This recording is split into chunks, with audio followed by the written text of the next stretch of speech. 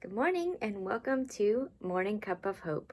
I'm your host, Stephanie Winslow. Thank you for joining me again today for another morning as we dig into the Word and pray together, get our day started with God and with each other. Thanks for being here. Today we're going to dive into Proverbs 11:30, which says, "The fruit of the righteous is a tree of life. He who is wise wins souls." And I am reading from the Complete Jewish Bible. I tend to hop around a lot in different versions, but spend a lot of time in the Complete Jewish Bible. I just like the way that it reads and actually has the names in the Jewish or Hebrew or Greek languages. So I just really like and enjoy that a lot. So the Complete Jewish Bible. So let me read that again. Proverbs 11:30. "The fruit of the righteous is a tree of life. He who wins souls is wise."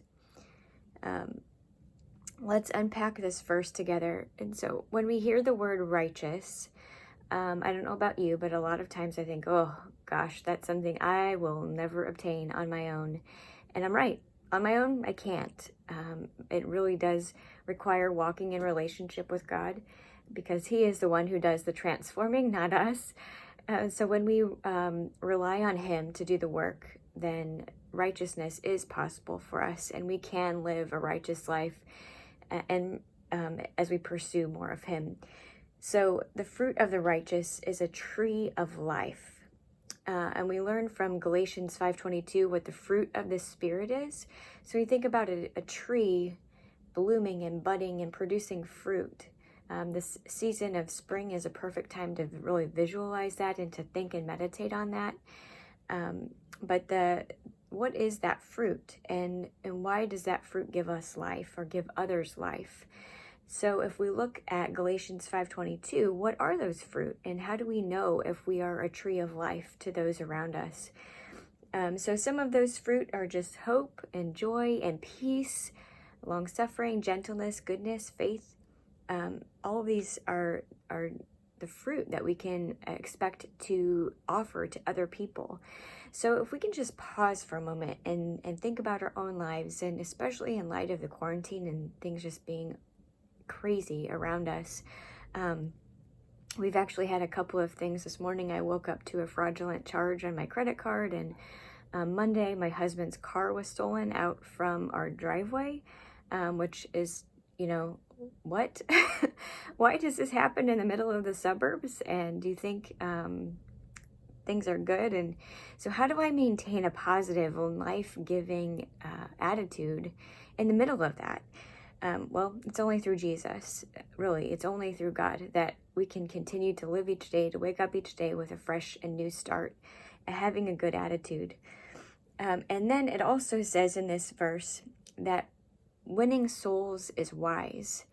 And I can really chalk that down to, for me, that oftentimes we think of sharing our faith, we feel timid about it, or we feel like, well, really, what do I have to offer? But if we think about it in terms of that winning souls is wise, because we're giving people our best gift.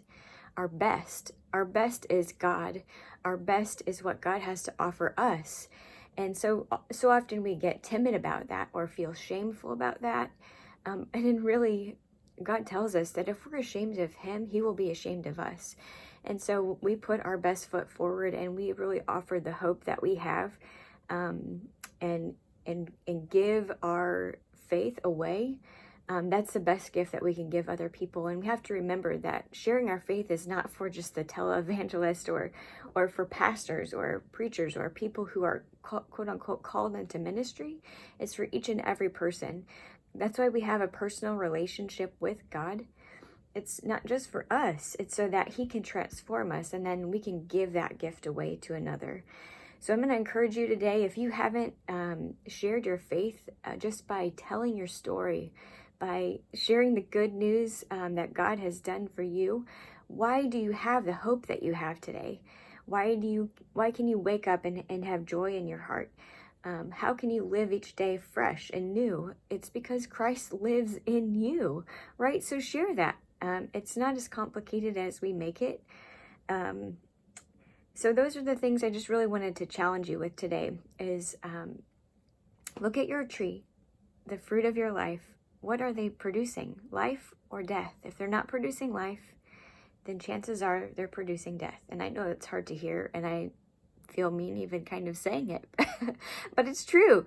And then the other is just, how are you sharing your faith? How are you sharing hope with other people? How are you sharing your story? God has written a unique story in each of us, and he wants us to give it away. All right, let me pray for you before we go today. Heavenly Father, you know each and every one that will hear this message this morning and the challenge that we have laid out to share hope with other people, to share fruit as well, to look and minister to others around us, and also look inside and know what is the fruit that we are producing on our own. And so, God, I pray that you would just highlight those areas of our life that need to be righted and need to be made right before you. And righteousness is sometimes a hard word to understand. But Father, I pray that you would, through your wisdom and through your word, teach us what it means to live righteous, that what it means to really deal with our sin before you, and to trust you that we can live rightly in your eyes. God, we thank you and praise you. We give you this day. We surrender our day to you. In Jesus' name, amen. Be blessed and have a great day. Enjoy the cup of hope.